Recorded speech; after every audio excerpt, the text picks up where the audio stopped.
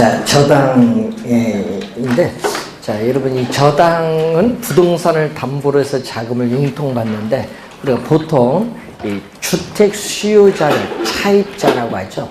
이 차입자를 피저당권자라고 하고, 이 금융기관은 대출자라고 하는데, 금융기관은 저당권자라고 해요. 그래서 이 차입자인 피저당권자를 저당권 설정자라고도 합니다.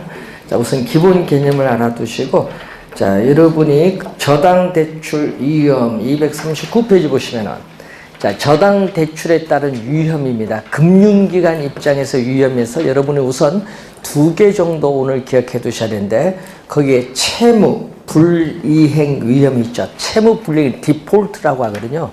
채무 불이행 위험인데, 이 저당 대출 차입자가 대출금에 대한 원리금 상환액을 안 갚는다는 얘기죠. 이행하지 않았을 경우에 발생하는 위험을 채무 불이행 위험인데, 이 저당 대출의 성격, 대출금의 성격이라든지 차입자의 신용도에 따라 이 채무 불이행 위험은 달라질 수 있습니다. 이 강도는 그 내용인데, 자, 그리고 조기 상환 위험, 조기 상환을 다른 말로 만기 전 변제라고 해요. 그럼 조기 상환 위험은 만기 전 변제 위험이라고 하는데, 자, 이 경우는요, 특히 고정금리 대출 시에 시장 이자율이 지속적으로 하락을 해서 대출 이자율이 높으면 발생을 주로 하는데, 좀 이따 배울 거예요. 그래서 우리는 만기가 되기 전에 차입자가 금융기관에 상환을 하게 되면 조기 상환이 발생해요. 조기 상환이 되면 금융기관은 손실을 보죠. 이러한 위험이 조기 상환 위험입니다. 자, 그래서 조기 상환 위험이 이제 나타나는데, 자, 여러분 관련해서 우선 239페이지 맨 밑에 이자율 결정 원리에서 240페이지에 수식이 하나 나옵니다. 자, 여러분이 대출 이자율 또는 대출 금리인데, 여러분 대출 이자율은 대출자가 정하는 수익률로서 이 명목상의 금리죠. 자, 여러분 요 앞에 은행에 갔어요. 은행 농협에 가서 보면요, 대출 금리가 붙여져 있을 거예요. 그 대출 금리가 여러분 명목상의 금리야. 실질 금리가 아니라 명목상의 금리인데, 이 대출자가 정하는 수익률은 시장에 실질 이자율이 있어요. 자, 시장에 이 실질 이자율에다가 이 차입자의 신용도가 높으냐 낮으냐, 신용도가 중요하죠. 이 차입자의 이 신용도에 따르는 위험에 대한 대가, 여러분 위험에 대한 대가가 바로 위험 할증률을 얘기하죠. 차입자의 신용에 따르는 위험에 대한 대가, 또 인플레이션이 예상되는 경우에는 예상 인플레이션을 더해주면 됩니다. 자, 문제는 이 대출자가 정하는 수익률인 대출 금리인데, 자, 여러분이 지금 우리나라 한국은행에서의 기준금리가 얼마죠? 부동산 하면 그런 건 기본 알아야 되는데 1.5%예요. 그러면 이 기준금리가 1.5%인데, 자, 지금 뉴스에 보면 미국이 금리 인상, 이게 문제가 되잖아요. 금리가 오르면요, 미국 금리가 오르면 한국 금리가 낮아져요. 그러면 돈이 우리나라에서 어디로 가야 돼? 금리가 높은 미국으로 가지. 투자자는 수익률이 높은 미국으로 가지. 그러면 우리나라 돈을 빠져나가려면 뭐야? 주식 팔고 채권 팔고 가잖아요. 그럼 주가 폭락, 채권 폭락, 환율 어떻게 돼요? 오르죠. 그걸 우리는 트리플 약세라고 뉴스에 나오는 거예요. 그래서 그럼 우리도 뭐 해야 돼? 돈 빠져나가지 않기 위해서는 우리도 금리 올려야지. 그래서 우리나라가 5월달 되면 금리 올려요. 우리나라도. 예? 올 이후로는 동결을 할 거고 5월달 오를 텐데, 금리가 오르면요, 1.5%에서 1.75%로 올리면요, 시장의 이자율도 올라. 시장 오르면 또 여러분 대출 금리도 오르는 거예요.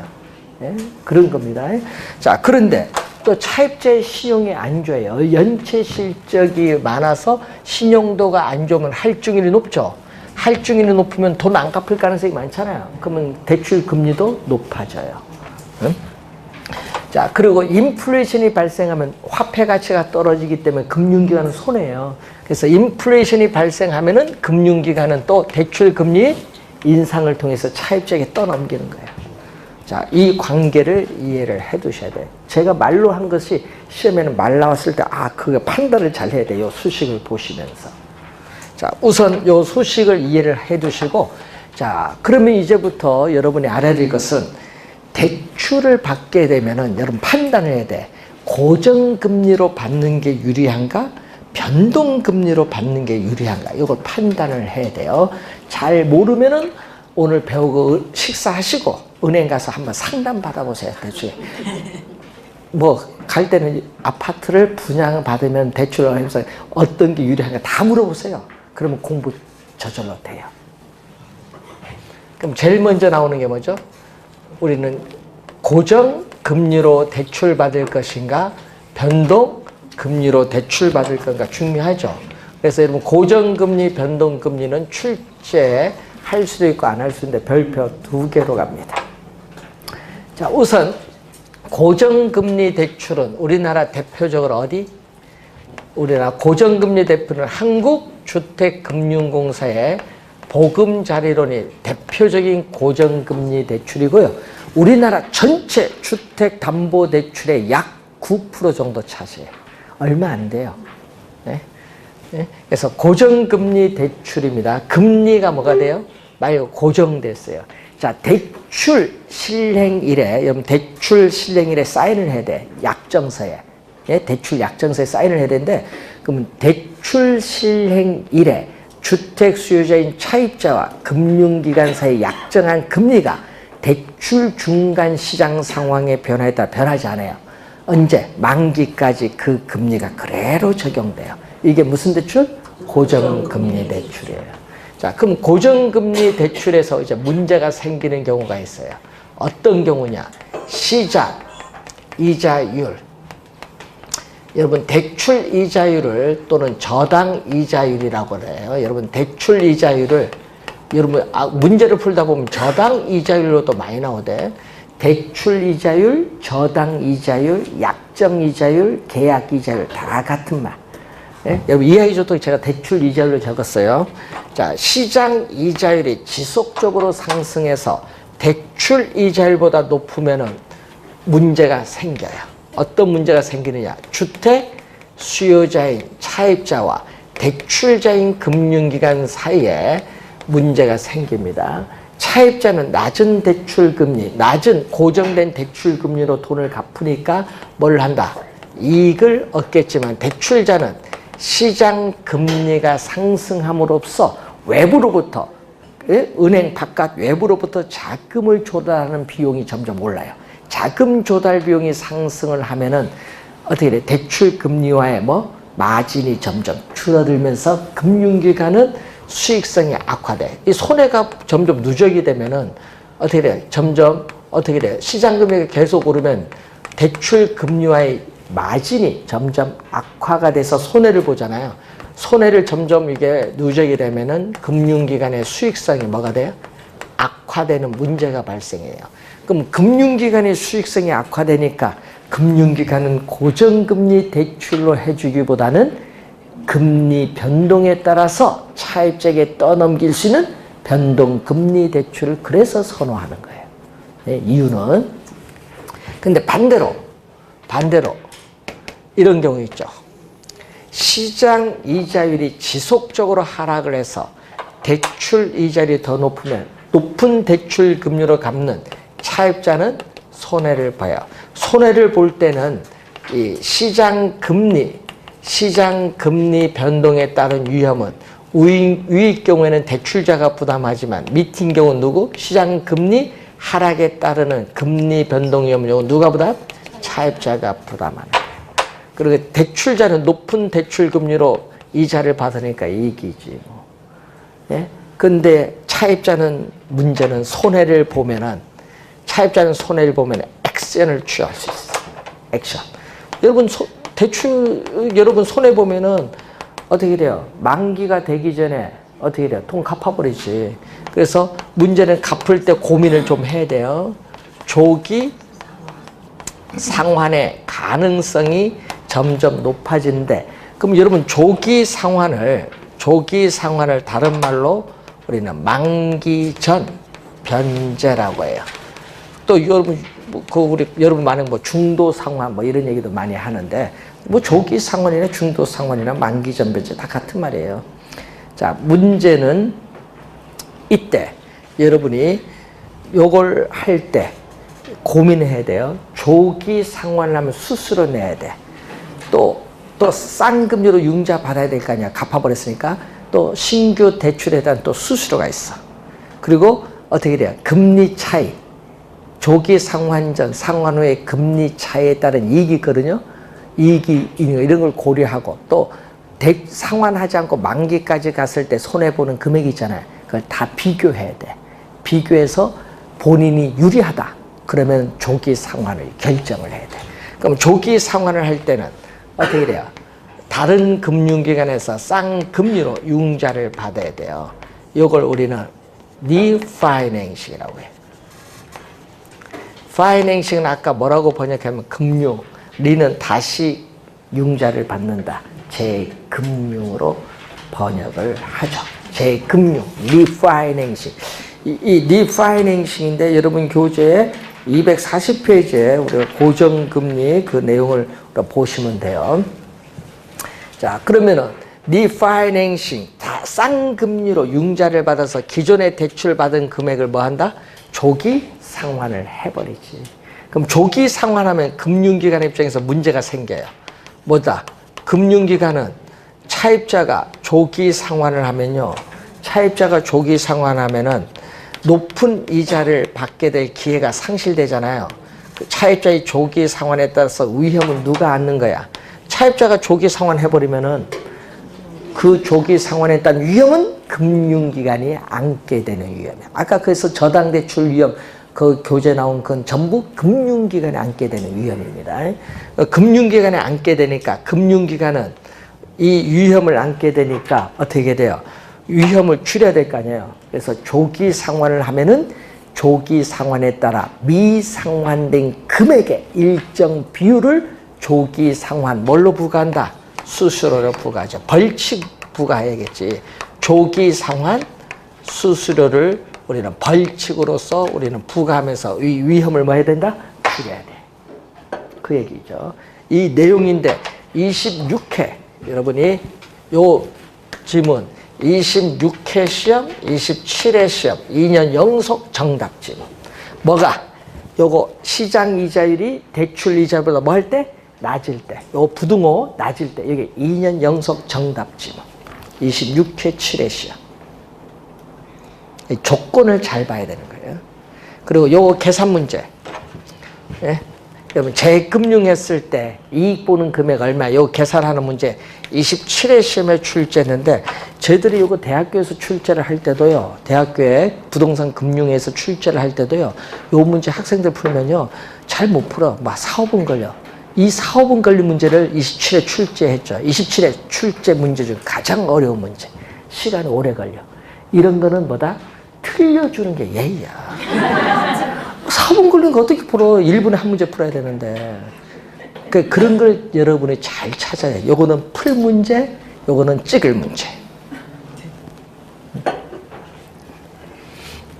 네? 그래서 여러분이 재금융 문제를 출제를 했는데, 그래서 항상 여러분이 시험 문제 풀 때, 그래서 개론을 풀 때는 계산 문제는 제일 마지막에 풀어야 돼. 여기 판단이 안 돼. 여기 1분 걸릴지 3분 걸릴지. 그래서 한글 풀고 민법 풀고 한글 30분 풀고 민법 몇 분? 60분 풀어서 90분이죠. 풀면서 답을 옮겨야지. 그럼 90분, 10분 남아요. 10분 남을 때 계산 문제 보다가 쉬운 거 한두 개 풀고 그러면 시간 2분 남아. 그때 이제 찍어야 되는 거예요. 여러분 본시험 계산 문제 풀 시간 안 돼, 여러분이 실력으로. 민법이 어려워서. 민법 생각하는데 60분 걸려요. 40문제 푸는데. 개론 30분 풀고 계산 문제 5분 풀고 2문제. 나머지 가볍게 찍으시면 합격. 계산 문제 손대는 수간 떨어져요. 그 찍는 거 걱정하지 않아도 돼요. 9월달 모의고사 할 때 가르쳐 드립니다. 여러분 지금 얘기해봐야 아무런 의미 없어. 모의고사 칠 때 요거 나오면 여기 다 몇 번, 요 나오면 요렇게 나오면 요 나오면 요거 몇 번 찍어줘요. 그걸 잘 공부를 해야 돼. 모의고사 칠 때. 그러니까 너무 계산 문제 신경 쓰면 안 돼요, 지금. 한글도 모르는데 무슨 계산 문제 신경 써요? 한글에 신경 많이 써야지. 자, 우리나라 주택담보대출. 우리가 주택담보대출의 약 91%. 야, 이 변동금리 대출. 네? 여러분, 대출 금리가 시장 상황의 변화에 따라 중간에 뭐 한다? 변동할 수 있다. 자, 우리나라 주택담보대출이 지금 약 1,460조거든요. 거기에 91%가 변동금리 대출이야. 야, 엄청납니다. 금리가 오르면 이거 어떻게 돼요? 여러분, 이자 부담이 연간 얼마? 약 3조 이상씩 막 증가해요. 1,400, 그러니까 얼마나 많이 해요. 자, 그래서 우선 시험 문제 나오는 것은 우선 대출 금리가 어떻게 결정되냐. 대출 금리는 기준금리. 기준금리에 뭐를 대준다? 변동금리를 대줘요. 기준금리에 변동금리를 대준 게 대출금리입니다. 자, 그러면은, 가상금리. 자, 이때 가상금리를 우리는 마진이라고 해요. 마진. 자, 여러분이 조주현 교수는 이걸 마진이라는 용어를 사용하고, 우리 경희대 이성근 교수는 요 위험가중금리. 위험에 대한 가중치가 부여된 금리다. 이 가상금리를 이렇게 다른 용어로 사용하기도 하죠. 그래서 가상금리인데, 요거 뭐에 영향을 많이 받아요? 가상금리는? 차입자의 은행에 대한 연체 실적이라든지, 또 뭐죠? 거래 실적이라든지, 또 뭐가 있어요? 여러분이 요즘에 보면은 자동이체 몇 건 했느냐, 월급 이체느냐, 이런 걸 다 포함시켜서 가상금리. 이체 많이 할수록 월급 거기 통장에 넣을수록 주거래능 만들수록 가상금리 계속 떨어져. 신용도가 좋아지는 거예요. 그래서 이 차입자에 뭐와 관련이 있다? 신용도와 관련했어요. 우리나라 신용등급은 1등급에서 10등급까지인데 1등급이 가장 좋은 거. 대기업 들어가면 1등급입니다. 공무원 1등급입니다. 1등급. 직장 그만뒀다. 그러면 바로 몇 등급? 5등급으로 갑니다. 가정주부 7등급입니다. 소득이 없잖아요. 재산이 있으면 이제 올라가는 거겠지.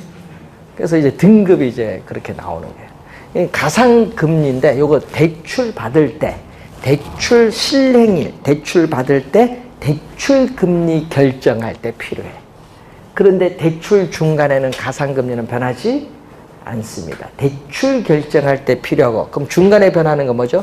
기준금리가 변하는데, 이 기준금리를 우리는 대출 금리의 지표금리다. 대출 금리의 지표금리라고 해요. 이 기준금리는 우리는 조준 교수는 이것을 대출 금리의 지표가 되는 금리다. 이렇게 보고, 우리나라에서는 기준금리가 2012년까지 전까지는 뭐가?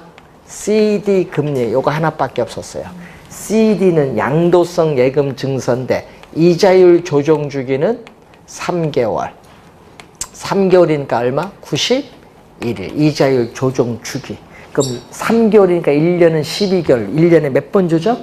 4번 조정한다 얘기입니다. 그리고 2012년 말에 도입됐죠. 이 CD 금리가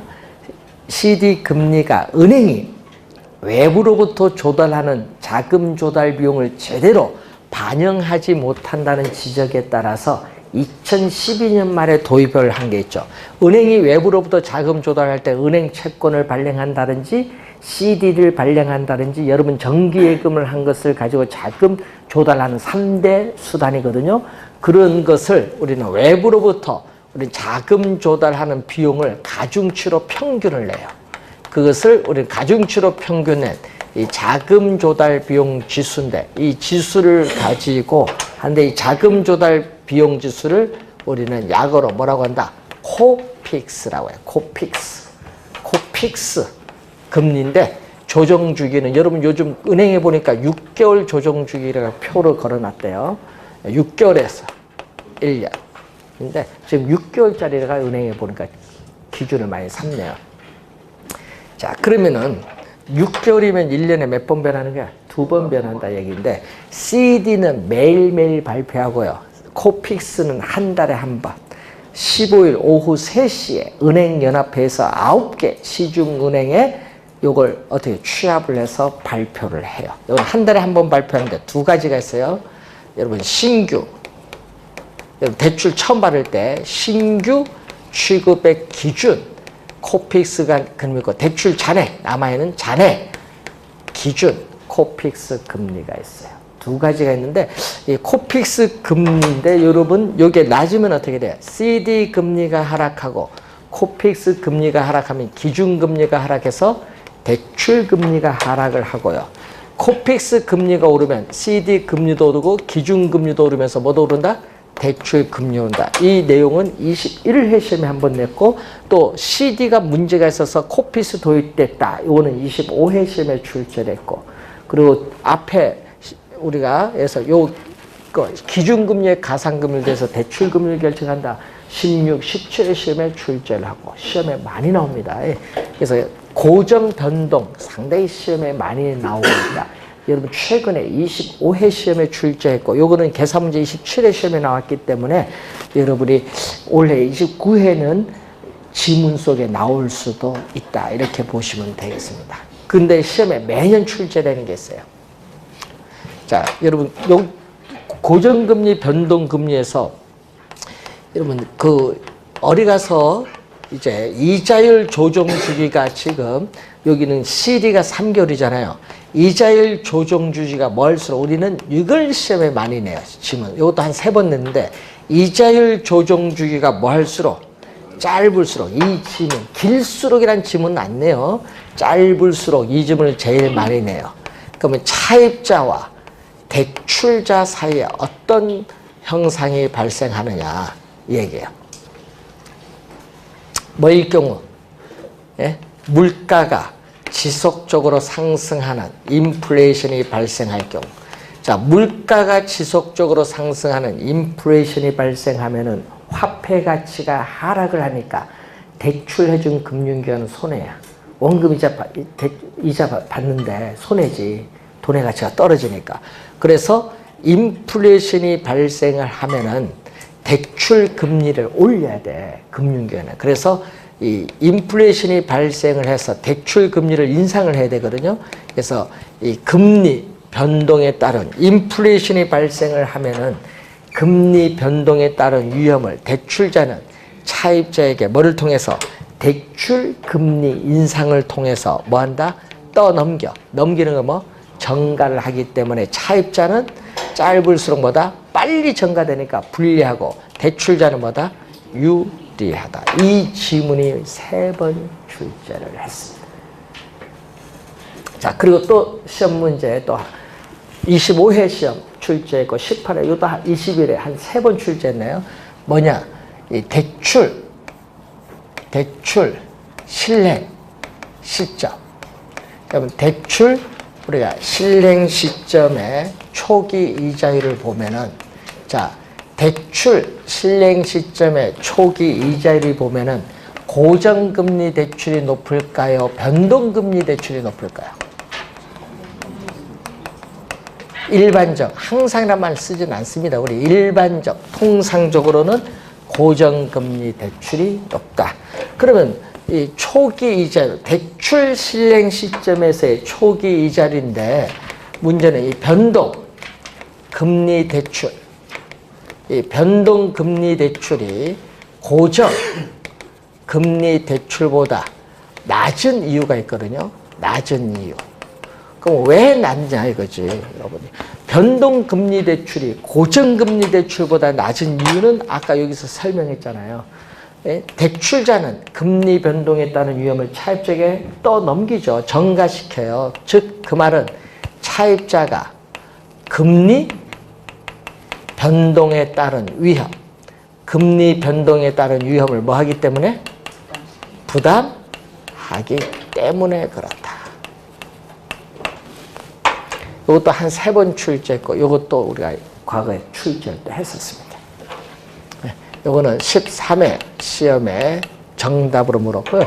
요것을 우선 또 3번 출제했죠. 18회 시험, 21회 시험, 25회 시험. 3번 출제했죠. 부등호 방향 잘 확인해 두셔야 되겠습니다.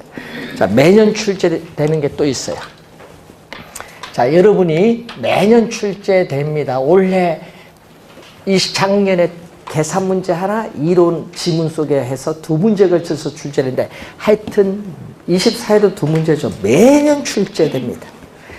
대출 받을 때 고정금리로 받느냐 변동금리로 받느냐 이제 고민을 했어요. 대출 받았습니다. 그럼 대출 받으면 원금이자 갚아야 돼요. 이 갚는 방식, 대출 상환 방식이 나오죠. 그래서 거기 보시면은 저당 어떻게 돼요? 상환 방법 또는 대출금을 뭐 한다? 상환하는 방식 같은 말인데 여러분 3가지를 배울 거예요. 이 3가지를 배우는데 우리 계산 문제 출제를 하는 게 지금 작년에 출제한 게 요거죠.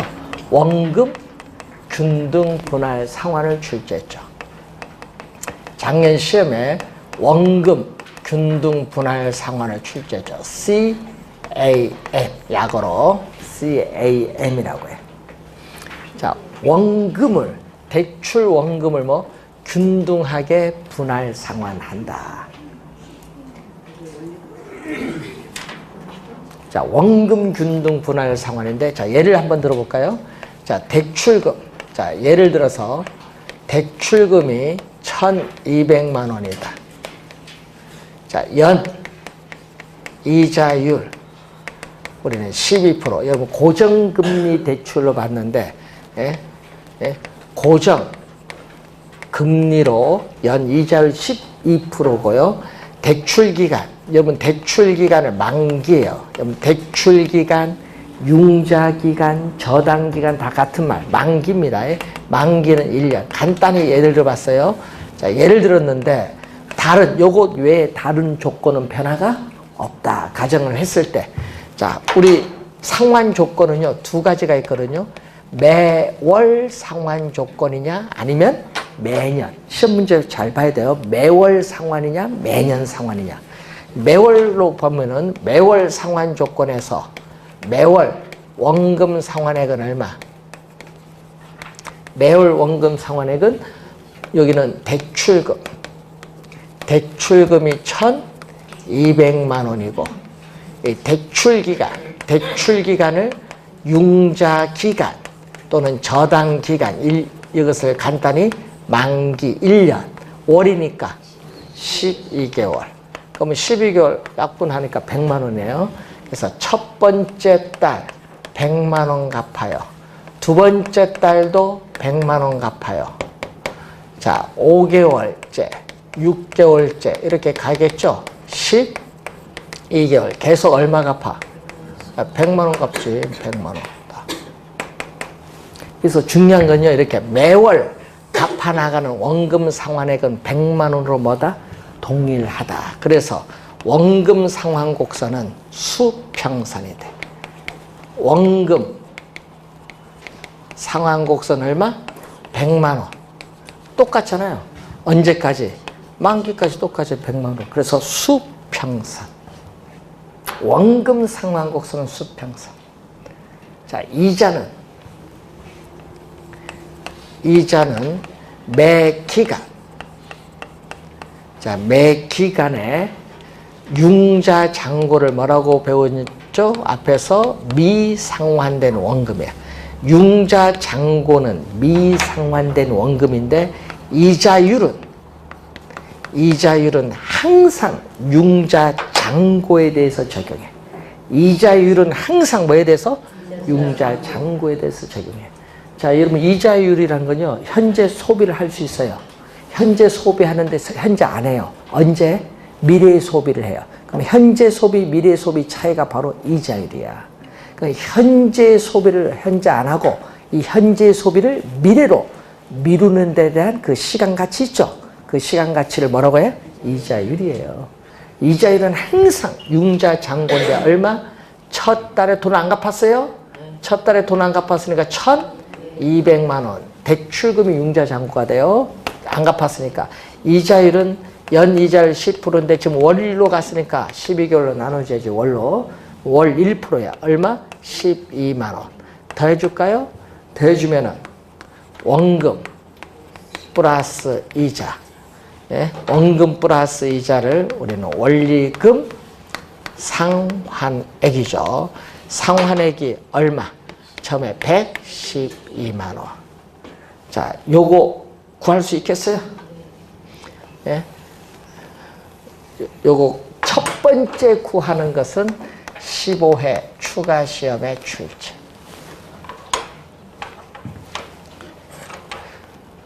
두 번째 구하는 거. 자, 첫 번째 구했으니까 두 번째 구해야지 뭐. 두 번째 구하는 거. 이건 26회 출제. 첫 번째는 이제 배웠으니까 두 번째 이제 아는가 이제 보는 거지. 두 번째 아는가. 얼마? 100만 원은 100만 원이고 이제 융자 잔고가 첫 번째 이제 100만 원 갚았잖아요. 상환했으니까 이제 융자 잔고는 얼마? 1,100만 원이에요. 1,100만 원. 여기다 원리자율 몇 프로? 1% 했더니 얼마? 11만 원이지. 11만 원. 그럼 111. 자, 원금이 100만 원 일정 금액씩 갚으니까 융자 잔고도 처음에 1,200, 1,100, 그 다음에 1,900, 100만 원씩 줄어들어요. 그럼 이자도 10,000원씩 줄어들어요. 일정 금액씩 줄어들어요. 그래서 이자도 이렇게 가는 거예요. 그래서 만기 가면 이자가 처음에 얼마? 12. 첫 번째 달. 그 다음에 11, 10만 원. 그래서 이자도 일정 금액 10,000원씩 줄어들기 때문에 우하향하는 무슨 형태? 직선이 돼. 우하향하는 직선의 형태가 나오는 게 바로 원금 균등 분할 상환이에요. 자, 그러면 마지막에 얼마? 여기 10,000원. 그럼 얼마? 101만 원이지. 그래서 여러분 작년엔 뭘로 출제했다? 예? 작년에는 뭐 이렇게 두 번째 구했으니까 이제는 좀 중간에 와서 구해야겠지. 작년에 예를 들어서 중간에 이렇게 6개월쯤 왔을 때 얼마? 원금 이자 얼마냐 물을 수 있죠. 얼마? 원금 구했고 5개월까지 여러분 5개월까지 돈은 갚았잖아요. 얼마? 500만 원 갚았잖아요. 네? 그럼 700이네. 그럼 500만 원 갚았으니까 융자 잔고는 얼마? 700. 700만 원 곱하기 1% 얼마? 7만 원. 107일. 그래서 여러분 작년에 이자 7만 원, 원금 이자 107만 원 요거 하고 또 얼마? 또 마지막 갔을 때 이자 얼마냐? 뭐 이렇게 또 물었지. 그래서 작년에 이자와 원리금 상환액 구하는 거 물었고 또 여기 이자 묻는 거 요걸 물었어. 작년 시험에 128회 시험에. 계산 문제 3번 출제했어요. 원금 균등 분할 상환. 자, 여러분이 백화점 가서 할부를 했어요. 10개월 할부를 했어요. 이때 매월 갚아 나가는 원금 이자 구하죠. 그 구하는 게 요거예요. 원금 균등 분할 상환이에요. 백화점에 할부 끊으면. 할부 끊어도 어떻게 계산하는 건 아세요? 원금 균등 분할 상환.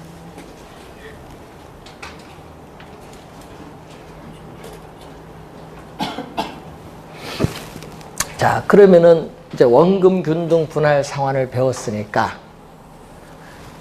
이제 또 시험 문제 나면 해석 못해서 막 틀린 사람 너무 많아요. 용어. 월부금 하니까 이거 또 처음 들어봤다. 거의 처음. 매월 갚아나가는 원리금 상환이에요. 자, 월부금은 매월 갚아나가는 원리금 상환액을 뭐라고 한다? 월부금. 이런 게 막 나오면은 해석 못해서 틀린 문제. 만기로 갑니다. 그럼 처음에 얼마? 처음에 첫 번째 달 초기에 얼마? 초기에 얼마? 112. 그 다음에 얼마? 111. 두 번째 원리금 상환에 그러면 111, 그럼 110, 109, 마지막 101. 자, 일정 금액씩 10,000원씩 줄어들잖아요. 그러면은 이렇게 우하향하는 뭐? 직선. 10,000원씩 일정 금액씩 줄어드니까 우하향하는 직선으로 나온 게 CAM, 원금 균등 분할 상환. 자, 원금 균등 분할 상환. 2년 전에 이걸 또 출제했어. 뭐냐? 원금 균등 분할 상환은 원리금 상환액이, 여러분 시험에 많이 나옵니다. 원리금 상환의 초기에 많고 기간이 경과할수록 원리금 상환액은 감소하죠. 이 지문도 시험에 어떻게 돼요? 많이 출제되는 지문이에요. 자, 그런데 또 출제하는 게 있었죠. 뭐냐? 원리금 상환액이 점점 기간이 갈수록 줄어들어요. 그래서 어떻게 돼요? 미래에, 여러분 중요한 미래에 소득이 감소할 것으로 예상되는 은퇴 예정자에게 적합한 상환 방식이 CAM이야. 계속 원리금 줄어드니까 소득이 있을 때 많이 내면 안 되지. 적게 내야 되니까. 그래서 미래에 소득이 감소할 것으로 예상되는 은퇴 예정자에게 적합한 상환 방식은 CAM. 이걸 출제를 한 거야. 시험 문제. 그걸 뭘로 출제했어? 그때 당시 GPM, 원리금 체증으로 출제했어. 원금 균등 분할 상환. 자, 그러면 갑니다. 자, 대출 잔액. 대출 잔액을 또 융자 잔고. 융자 잔고는 뭐죠? 미상환된 원금. 대출 만기. 자, 여러분 제로는 대출 실행 시점. 대출 받은 날. 대출 실행 시점이 얼마 지금? 1,200만 원이야. 그럼 첫 번째 융자 얼마? 100만 원 갚았으니까 1,100. 그 다음 얼마? 1,900. 만기 되면 돈 다 갚았네. 만기 되면 돈 다 갚았지 뭐. 일정 금액 100만 원씩 줄어들잖아요. 그래서 또 우하향하는 직선의 형태로 나온 게 CAM. 요 그림은 18회 시험에 출제했어. 그림은. 자, 그러면은 지금 이제 그림을 하나 원금 균등 그렸어요. 자, 그러면 여러분이 투자론에서 이제 나오는 게 있거든요. 이렇게 가거든요. 갑니다. 만기까지 대출 기간 내내 이렇게 동일한 금액을 상환해 나가는 방식. 이것을 우리는 뭐라고 하냐? 원리금. 이번은 원리금이에요. 원금이 아니에요. 원리금 균등 분할 상환이라고 해요. 원리금 균등 분할 상환. 일정하여 컨스턴트. 지불액이, 예? 저당 대출금에 대한 지불액이 일정하다. CPM이라고 해요. 약어로. 예? 만기까지 대출 기간 내내 매월 동일한 금액을 상환해 나가는 방식을 원리금 균등 분할 상환.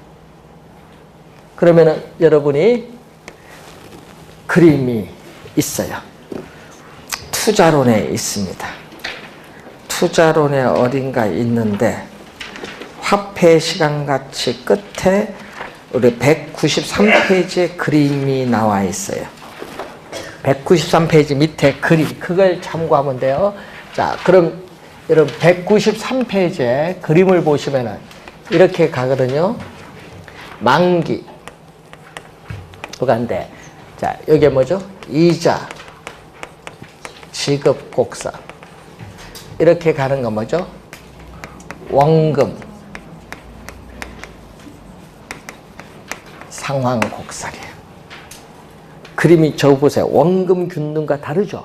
네, 달라요. 자, 그러면 초기에는 어떻게 될까요? 초기.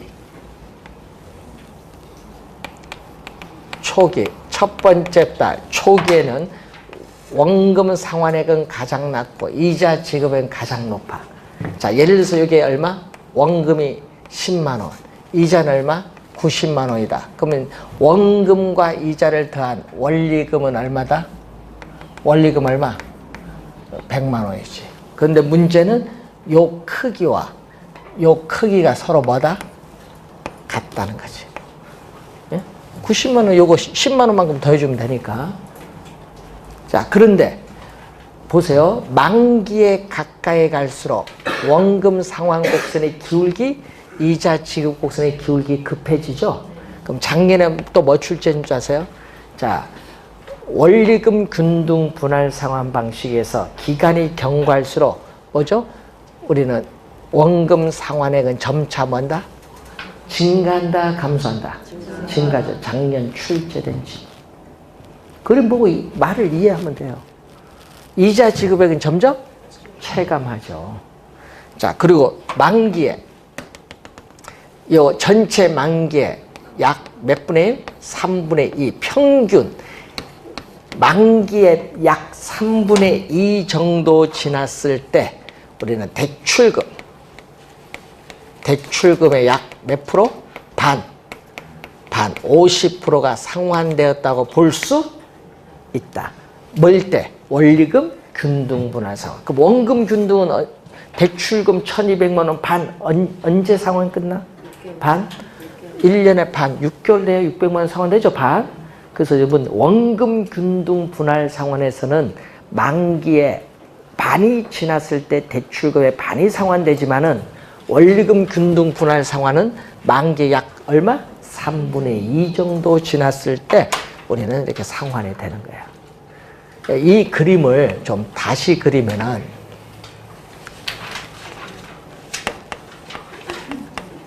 이렇게 가는 것은 원금이 되겠고 이렇게 내려온 건 뭐다? 이자지. 되겠어요? 네. 이렇게 가는 건 여기는 원금이고 여기는 뭐다? 이자다. 그림이. 요걸 좀 이렇게 평면을 옮겨버렸어. 자, 그 얘기입니다. 요 그림 잘 이해해야 돼. 원금이 처음에 얼마? 적어요. 그런데 문제는 여기서는 어떻게 돼? 여기서는 요 금액 10만 원보다 이만큼 더 뭐? 원금이 더 많아졌죠? 많아졌잖아요. 그럼 또 여기서 이만큼 또 이자는 여기서 이만큼 줄어들었죠? 근데 요 금액과 요 금액이 같아요. 같아야 되잖아요. 원금 증가한 만큼 이자가 똑같은 금액이 줄어야 돼요. 그래야 여기 뭐가 돼? 또 100만 원이 되지. 그래서 이렇게 가잖아요.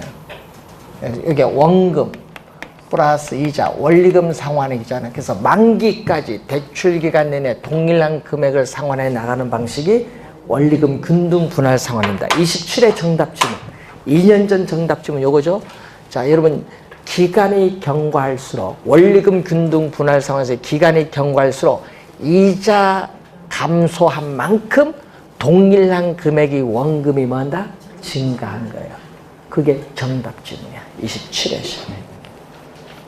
그림을 잘 이해를 해놔야 돼.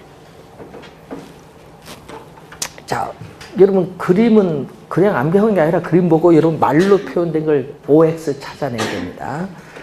그러면 원금이 적으니까 어떻게 돼요? 자, 여기서 초기. 자, 첫 번째 달 돈은 이만큼 갚았어요. 어느 만큼 갚았어요? 원금 균등은 이만큼 갚았고 여기에 미상환된 원금이에요. 근데 원금 균등이 많이 갚고요. 원리금 균등은 이만큼밖에 못 갚았어요. 적게 이 정도. 그럼 미상환된 원금이 많아요. 이때 이 점을 연결하면 어떻게 돼? 이런 점들을 쫙 연결하면 이렇게 내려온 이게 바로 CPM. 만기라면 뭐 다 갚는 거고. 자, CPM. 그러면 원리금 균등 분할 상환일 때, 원리금 균등 분할 상환일 때 매월 갚아나가는 원리금 상환액을 부채 서비스액이라고 하는데 부채 서비스액은 대출금에 뭐를 곱해주면 된다? 저당 상수를 곱해주고 요것은 똑같아요. 한 번 구하면은 매월 똑같으니까 관계없고 그 다음에 구할 때는 이자를 구해야 돼. 이자는 어떻게 돼요? 매 기간마다의 미상환된 원금 융자 잔고에 뭐를 곱해주면? 이자율을 곱하면 이자를 구할 수 있어. 이자를 구하면 그 다음에 뭐를 구해야 돼? 원금을 구해야 돼. 원금은 처음에 구했던 원리금 상환액에서 두 번째 구한 뭐를 빼주면? 이자를 빼주면 구할 수 있죠. 그러니까 순서는 이렇게 해서 구해야 돼. 첫 번째, 두 번째, 세 번째. 그래서 요 내용 계산 문제 17회 시험에 출제했죠. 뭐 원금 구하는 걸 출제했잖아요. 요거 구하고 이렇게 해서 이렇게 나와요. 17회 시험 계산 문제 또 출제를 했습니다. 이 말은 계속 출제하죠. 원리금 체증식 갑니다. 자, 여러분이 미래에 소득이 증가할 것으로 예상되는 젊은 소득 계층이나 주택 보유 예정 기간이 짧은 사람에게 유리한 상환 방식이 원리금 체증식 상환 방식인데, 자, 처음에는 이렇게 가요. 1년 동안은 이렇게 원리금 상환이 나왔고, 그 다음 1년은 인플레이션을 감안해서 높아. 그 다음 1년은 또 인플레이션을 감안 높아. 이런 식으로 가요. 5년 차까지는 원리금 균등보다 낮고 6년 차에 이렇게 높아가요. 이게 바로 뭐죠? GPM. G는 그레주얼, 점차 원리금이 점차 증가하는 상환 방식이다. 이것을 우리는 원리금 체증식 상환 방법. 자, 원리금 체증식 상환 방법이에요. 체증식 상환 방법을 점진적으로 증가한다. 점증 상환 대출이라고 해요. 점증 상환 대출. 자, 그래서 GPM은 어떤 형상? 우리는 원리금 체증식 상환 방법에서는 초기에, 대출 초기에 보면은 원리금 상환액이 상당히 낮게 보거든요. 원리금 상환액이 그림에서 보듯이 상당히 낮아요. 자, 20만 원이다. 그런데 문제는 대출금에 대해서 이자 지급액은 80만 원인데 이자 지급액에도 원리금 상환액을 초기에 상당히 낮게 잡아서 못 미쳐요. 못 미치니까 얼마 손해봐. 여러분 60만 원 더 갚아야 되는데 못 갚잖아요. 이자도 못 갚잖아요. 원리금 상환액이 낮게 되니까 대출금의 이자도 감당 못해요. 이런 경우에 어떻게 돼요? 예? 융자장고, 미상환된 원금, 융자장고는 처음에 대출받은 금액인데 대출 금액의 요 차액 60만 원 이자도 못 갚았으니까 이 차액인 60만 원을 여기 플러스 시켜버려. 플러스 시켜버렸더니 어떻게 돼요? 융자장고는 처음에 대출금보다 더 높아. 요 대준 금액을 갚아야 되니까 60만 원 대준 금액을 융자장고가 돼서 대출금보다 더 많이 갚아야 돼요. 네? 그래서 나중에 만기로 갈수록 원리금 상환이 급격히 높아가는 거예요. 그래서 어떻게 돼요? 우리는 처음에 이런 경우를 뭐라고 하죠? 이런 경우를 우리는 마이너스 부, 초기에는 마이너스 뭐가 나타난다? 상환이 나타나. 마이너스 원금 상환이거든요. 마이너스 원금 상환이 나타나기 때문에 어떻게 돼요? 대출금보다 초기에 뭐가 높다? 요 선 대출금보다 뭐가 높아? 융자장고가 높지. 이런 형태의 그림으로 오는 게 GPM이야. 그럼 시험에 22회, 23회 정답입니다. 자, 여러분 16회, 20회 시험에 요 4번 나왔어요. 16회, 20회, 22회, 3회 정답. 질문은 여기서 물어요. 중도, 만기가 되기 전에 중도에 상환했을 때 융자장고, 미상환 대출 잔액이 가장 작은 거 뭐? 가장 작은 거 뭐? 원금 균등 분할 상환. 4번 정답. 22회, 23회도 정답지. 키워드죠. 요것도 초기 많이 내죠. 초기에 원리금 상환액 부담이 차입자 입장에서 가장 낮은 거? GPM. 가장 높은 거? CM. 그리고 요거 2개 많이 내죠. 요 2개 비교 많이 내죠. 원금 균등 분할 상환 방식에 비해서 원리금 균등 분할 상환 방식이 초기에 원리금 상환액 부담이 낮다? 맞는 질문. 그런 걸 많이 출제. 그림을 잘 이해를 해서 풀어야 됩니다. 원래 출제합니다. 작년에 계산 문제 냈기 때문에 원래는 말로써 출제할 것 같아요. 자, 그리고 여러분이 244페이지까지 잘 갔는데 우리 가끔 또 우리 뭐 지렛대효과 계산할 때 보면 또 이런 말이 가끔 나오죠. 원금 만기 일시 상환. 여러분 상환 조건에 원금 만기 일시 상환은 뭐예요? 대출 받은 금액은 만기에 전액 갚아. 그러면 매월 갚아 나간다? 안 해. 매월 안 갚아요. 대출금은 만기에 전액 갚고 뭐만? 매월 이자만 갚아. 그래서 이자가 이렇게 만기까지 대출금에 이자율을 곱한 이자는 똑같을 수밖에 없지. 왜? 원금 안 갚으니까. 그래서 여기 이자 지급 곡선이 이렇게 무슨 형태? 수평선이 나와. 만기로 가면 대출금은 전액 갚아버리는 거니까. 그래서 시험 문제는 대출 상환 방식에서 매년 출제하고 있다. 올해 꼭 나오거든요. 잘 기억해 두시고 잠시 쉬고 245페이지로 가겠습니다.